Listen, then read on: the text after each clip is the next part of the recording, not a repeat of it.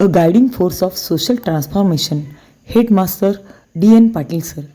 At Ajitrao Ghorpade Vidyalay School, Kalambi, Honorable Headmaster D.N. Patil sir has established a powerful movement of social awareness through the medium of education. Under his visionary leadership, the school has actively implemented impactful initiatives on various social and educational topics such as midday meal, girls counseling and awareness, Swachh Bharat Swachh Vidyalay campaign, voter awareness, tree plantation, water conservation, environmental protection, plastic free school, etc. Through these derives programs, a strong sense of social responsibility has been nurtured among students, making the school a model laboratory for the school social माझ्या transformation. विद्यालयातील विद्यार्थी प्रधानमंत्री पोषण शक्ती निर्माण योजनेचा आहार घेत असताना संपूर्ण शिस्तीने रांगेने उभे राहतात. प्रत्येकजण आपली वेळ येईपर्यंत संयमाने वाट पाहतो. आहार घेतल्यानंतर विद्यार्थी आपापल्या ठिकाणी बसून गोलाकार बसून रचनेने शांततेत शिस्तबद्ध पद्धतीने जेवण करतात. विशेषतः अन्नाचा एकही कण वाया शाळा जाऊ देत नाही. व्यवस्थापन समिती, सखी सावित्री समिती, महिला तक्रार निवारण समिती इत्यादी समितीतील महिला वेळोवेळी येऊन शालेय पोषण आहाराचा आस्वाद घेतात. 1 2 आराम से आता साइडला 2 1 2 केंद्रित करके जानते रहें, सांस भीतर आ रहा है तो आ रहा है, बाहर जा रहा है तो जा रहा है, यही जानना है. बस इसे जानते रहें, निरंतरता से जानते रहें.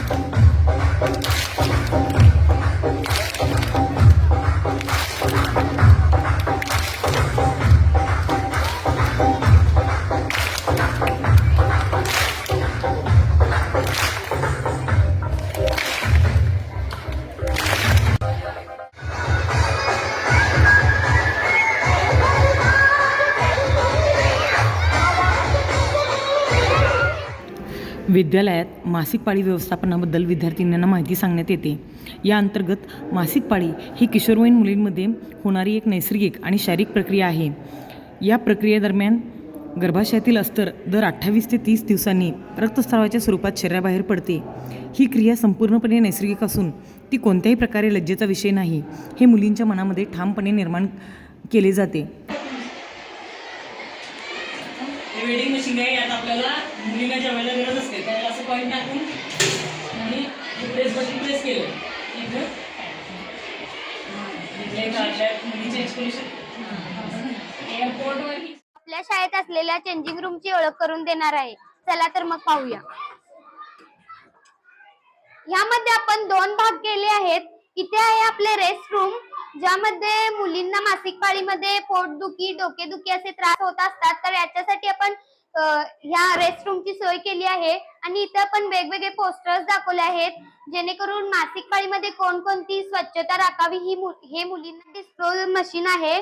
इथे आपण स्विच ऑन करायचे आणि आपले पॅड याच्यामध्ये टाकायचे आणि इथं ग्रीन स्विच ऑन करायचे. ते आपोआप 10 मिनिटांनंतर ऑफ होऊन जाते. ह्या मशीनची क्षमता कमीत कमी एका वेळी 10 पॅड डिस्पोज करण्याची आहे.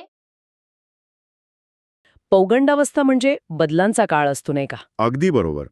शारीरिक, मानसिक, भावनिक खूप उलथापालथ सुरू असते आणि त्यात आजकाल हे सोशल मीडिया वगैरे आले, त्यामुळे आव्हानं अजून वाढली आहेत. ऐकले की दामिनी पथक, निर्भया पथक यांची मदत घेतली. हो, त्यांच्या मदतीने विद्यार्थ्यांना सोशल मीडियाचे धोके समजावून सांगितले, गुन्ह्यांचं स्वरूप कसं बदलतंय हे पण सांगितलं. शिक्षण संस्थेची भूमिका फक्त अभ्यासक्रम शिकवण्यापुरतीच असावी का? महत्वाचा प्रश्न आहे. की विद्यार्थ्यांची भावनिक आणि शारीरिक सुरक्षितता जपणं, त्यांना सक्षम बनवणं, ही पण तितकीच किंबहुना जास्त महत्वाची जबाबदारी नाही का? अगदी. कळंबीच्या या शाळेकडून खरंच इतर संस्थांनी, विशेषतः शिक्षण क्षेत्रातल्या सगळ्यांनीच काहीतरी शिकण्यासारखं आहे. यावर नक्कीच विचार करायला हवा. दाढी मिशा याला चालू होतंय, ज्या वेळेला पोराच्या खांद्यावर हात ठेवायला पाहिजे आणि त्याला सांगायला पाहिजे हे नॅचरल आहे, इट्स ओके, तू तुझ्या गोलवर तुझं जे काय ध्येय असेल त्या ध्येयावरती फोकस कर आणि काम कर. हा सगळ्यात महत्वाचा भाग आहे. म्हणजे वयात येतानाची काळजी आपणच घ्यायला पाहिजे त्यांच्या. विद्यालयातील मुलींना स्वसंरक्षणासाठी लाठीकाठी हा पारंपरिक खेळ शिकवण्यात आला आहे. मुलांचं वय 21 वर्षापेक्षा जास्त पाहिजे. मुलीचं वय 28 वर्षापेक्षा जास्त असेल तर तिला, आणि मुलाचं वय 21 वर्षापेक्षा जास्त असेल तर त्याला लग्न करण्याचा अधिकार आहे. त्याच्यापेक्षा जर वय कमी असेल, मुलीचं वय 18 कमी असेल, तर त्या मुलीच्या नातेवाईकावर, आईला वडिलांवर, लग्न लावण्यावर, सगळ्यावर कायदेशीर कार्य होते, गुन्हा दाखल होतो. मुलांचं सुद्धा तसं आहे. 21 वर्षाच्या आत जर मुलाचं लग्न लावण्यात आलं, तो सुद्धा कायदेशीर. आम्ही अजितराव घोरपडे विद्यालय कळंबी विद्यार्थी प्रतिज्ञा करतो की आम्ही बालविवाहाच्या विरोधात सामूहिकतेने आणि ठामपणे उभे राहू. नमस्कार, माझे नाव सोहम अधिकराव पाटील. इयत्ता 8वी ब. शाळेचे नाव अजितराव घोरपडे विद्यालय कळंबी, तालुका मिरज, जिल्हा सांगली. आमच्या विद्यालयाने मुख्यमंत्री माझी शाळा सुंदर शाळा या अभियानाअंतर्गत तंबाखूमुक्त शाळा सन 2009 पूर्वीपासून हे काम सुरू केले गेले होते व ते आजही चालूच ठेवले आहे. माझी शाळा माझी परसबाग विद्यालयात 7 फूट बाय 84 फूट जागेत परसबाग साकारले असून यात विद्यार्थ्यांनी झाडाच्या पाल्यापाचोळ्यापासून तयार केलेले गांडूळ खत वापरले आहे. या परसबागेत टोमॅटो, वांगी, भोपळा, शेवगा, दोडका, कोथिंबीर, मेथी, पालक अशा फळभाज्या व पालेभाज्यांची लागवड केली असून त्याचा वापर प्रधानमंत्री पोषण शक्ती योजनेअंतर्गत आहार बनवताना केला जातो. मी नशामुक्त सांगली जिल्ह्यासाठी आवश्यक ती जनजागृती करीत राहीन. मी आपल्या समाजातील व्यक्तींचे शारीरिक आणि मानसिक स्वास्थ्य उत्तम राहावे यासाठी नशामुक्त अभियानात हिरिरीने भाग घेऊन नशामुक्त गाव, नशामुक्त तालुका, नशामुक्त जिल्हा, त्याचबरोबर नशामुक्त राज्य आणि राष्ट्र घडवण्यासाठी सर्वतोपरी प्रयत्न करत राहील. आपल्या शाळेचा परिसर, आपल्या शाळेचा आसपासचा भाग हा सगळा प्लॅस्टिक मुक्त परिसर म्हणून आपण जाहीर केलेला आहे.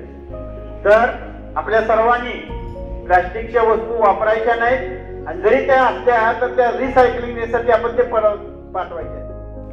शाळेमध्ये विद्यार्थ्यांचे प्लास्टिक मुक्त शपथ घेण्यात आली.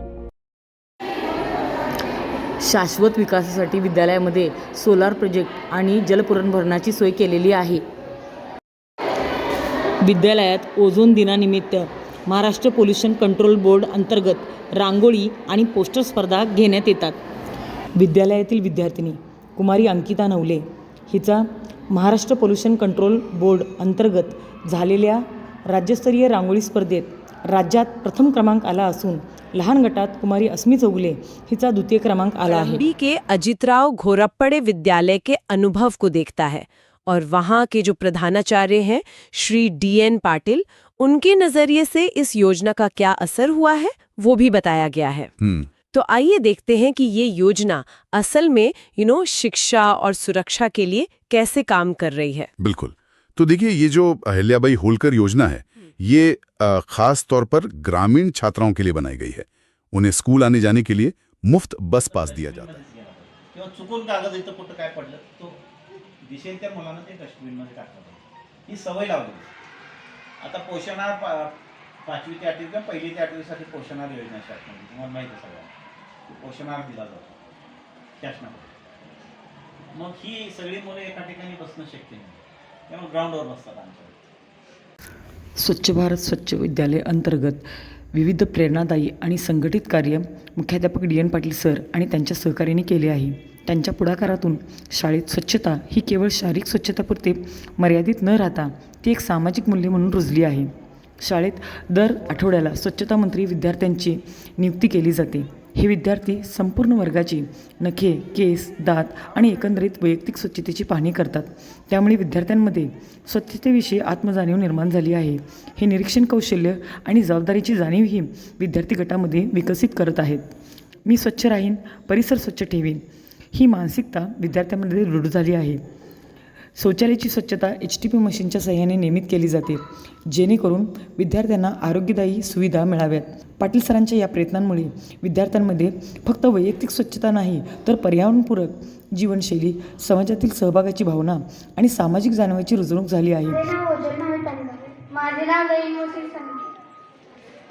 गांधीजींनी दिला संदेश, स्वच्छ ठेवा भारत देश. स्वच्छतेचे मंत्र ध्यानी धरा, आरोग्य आपले निरोगी ठेवा. मुख्याध्यापक DN पाटील सर यांच्या मार्गदर्शनाखाली आरोग्य, किशोरवयीन मुलामुलींचे समुपदेशन, मासिक पाळी व्यवस्थापन व स्वच्छता या क्षेत्रात राबवले गेलेले उपक्रम समाज परिवर्तनाची पायाभरणी ठरले आहेत. ही कार्ये फक्त शाळेपुरते मर्यादित न राहता सुजाण, सजग आणि जबाबदार नागरिक घडवण्याचा त्यांचा एक प्रामाणिक प्रयत्न आहे. धन्यवाद.